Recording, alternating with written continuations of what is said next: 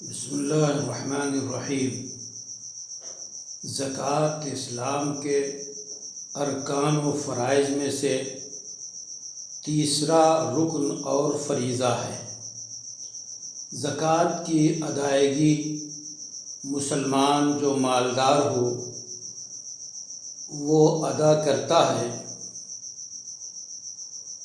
زکوٰۃ کا تعلق رمضان سے کچھ یوں ہے کہ عام طور پہ لوگوں کی عادت پڑ گئی ہے کہ رمضان میں زکوٰۃ نکالتے ہیں۔ گو شرعی اعتبار سے جب زکوٰۃ فرض ہو جائے، چاہے وہ رمضان کا مہینہ ہو یا دیگر کوئی مہینہ ہو جس میں زکوٰۃ فرض ہو جائے، اسی مہینے میں زکوٰۃ نکالنی چاہیے۔ رمضان اور زکوٰۃ کا چونکہ تعلق ہو گیا ہے تو آج کے حالات میں، عالمی حالات میں، رمضان کا جو مہینہ آیا ہے وہ عالمی وبائی مصیبت اور مصیبت زدگان کی وجودگی میں آیا ہے۔ اس لیے کاروبار اور معیشت کی تباہی اور کساد بازاری کی بنیاد پہ بے شمار لوگ بے روزگار اور روٹی روزی سے محروم ہو رہے ہیں۔ جیسے جیسے حالات سامنے آ رہے ہیں، بھوک مری، فاقہ مستی اور غربت کا بڑھا ہوا گراف ہمارے سامنے موجود ہے۔ ایسے میں جن لوگوں پہ زکوٰۃ فرض ہے، ان کے فرائض میں یہ داخل ہے کہ جہاں وہ خود موجود ہیں وہ زکوٰۃ نکالیں اور ایسے لوگوں کو دیں جو ان کے آس پاس، جو ان کے قریب، جو ان کے جاننے والے، جو ان کی نگاہ میں براہ راست ہیں۔ ان کی ضروریات کی تکمیل زکوٰۃ کی رقم سے، زکوٰۃ کی شرائط کے ساتھ وہ ان کی ضروریات کو پوری کریں۔ رسول اکرم صلی اللہ علیہ وسلم کا ارشاد گرامی ہے، تُؤْخَذُ مِنْ أَغْنِيَائِهِمْ وَتُرَدُّ عَلَى فُقَرَائِهِمْ۔ بخاری اور مسلم کی یہ روایت ہے کہ زکوٰۃ مسلمان مالداروں سے لی جائے گی اور انہی کے مسلم فقیروں میں، محتاجوں میں خرچ کی جائے گی۔